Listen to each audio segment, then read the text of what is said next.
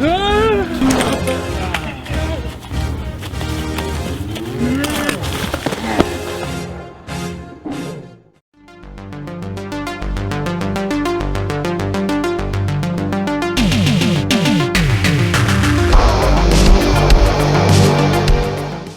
are talking Don't Let the River Beast Get You. This is written, starring and produced by Matt Farley. And it's a kind of a low budget, amateur made movie, kind of a throwback to the kind of the 1950s monster movies, you might say. It focuses on this small American town where we have this guy returning from a self-imposed exile after he was jilted at the altar. And he actually had witnessed this kind of river beast some time before and was the laughing stock of this kind of town. And he's like a personal tutor, and that's the greatest thing you can do according to this movie. Anyway, he comes back to town to try and win back his kind of ex-fiancée, so to speak, and once again gets embroiled in trying to kind of prove that this river beast exists. No one believes him, people start going missing, yada yada yada. What will happen? You will have to watch the movie and find out. So let's discuss what I think works in this film. So it's a very low budget movie, and upon doing some research, it's made by a group of kind of friends and family members. So it's kind of a, you know, an amateurly produced movie shot over a number of days. You know, just kind of in spare time and things like this. It really is just a kind of a group of friends getting together to try and make this kind of family orientated throwback movie. Is there anything, like I said, that works in this movie? It has a certain kind of charm to it. Everyone's kind of very positive. The acting is knowingly schlocky, but you know, at the same time, it's kind of like very simple and kind of almost like a TV children's drama, if that makes sense. So it's fairly consistent in the movie and kind of gives it this kind of like strange kind of childlike charm to a certain degree. There are elements here, I don't think it fully succeeds, if I'm honest, in kind of capturing that kind of 50s monster movie, but there are elements here, particularly in regards to the monster specifically, that kind of do remind you of those you know, low budget kind of creature flicks of the 50s and things like that. The creature effect itself is you know, it's a wonky kind of looking suit, but I still kind of quite liked it to a certain degree. I still thought it had a little bit of kind of charm. The movie is positioning itself as a kind of a comedy, really, to a certain degree, and there's some mildly amusing moments. For example, I like the intro.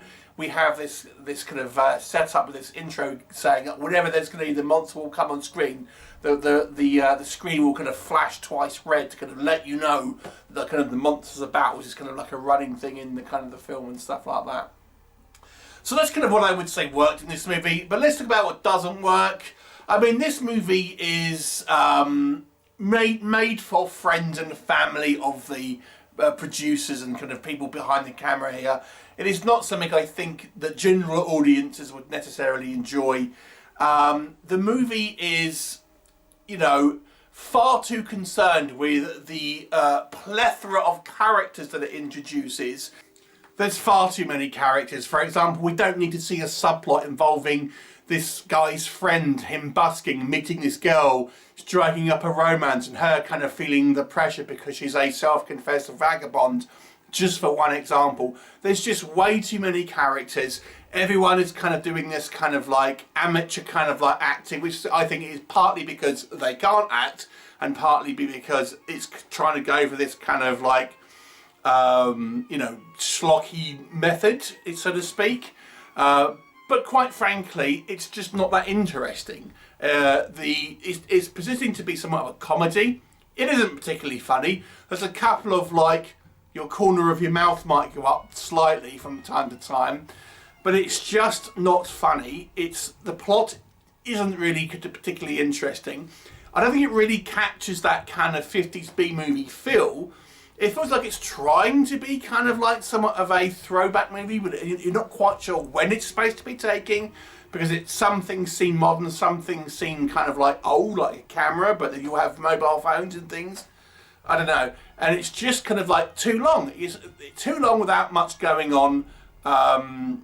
and it plays like a kind of a kids drama, like a kids drama that you would see, but with incredibly kind of cheap effects. Now I get this is an amateur production, I get that obviously this is a cheap movie, and it may have some kind of like appeal to, you know, fans of the kind of the B movies of the 50s and things like that, that you just kind of want to see the kind of the monster.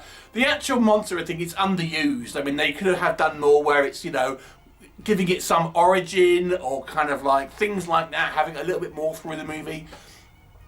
You know, and actual the movie really to do with that, because quite often you feel the movie isn't anything to do with the actual kind of creature itself, and I think that's why people are watching this, not to see kind of like you know, a band play at the local wedding, or people kind of complaining that the someone's cutting in line for the food and things like that, which is kind of what we get for a lot of this runtime. It's just not particularly kind of an interesting movie. It's not an entertaining movie, and that is where it fails. Had this been a low budget but very entertaining movie, then I would give it more of a recommendation. But as it stands, it is not entertaining. It's actually quite a chore, if I'm honest. Some charm to it, and I appreciate the fact that this is obviously such a low budget film. I quite like the creature, but it's a very low kind of score for me, to be honest. I can't really give this more than a 3 out of 10 because it's just not entertaining, as I've said. Have you seen it? Have you heard of it? Would you see it? Please do let me know, and I'll look forward to seeing you next time.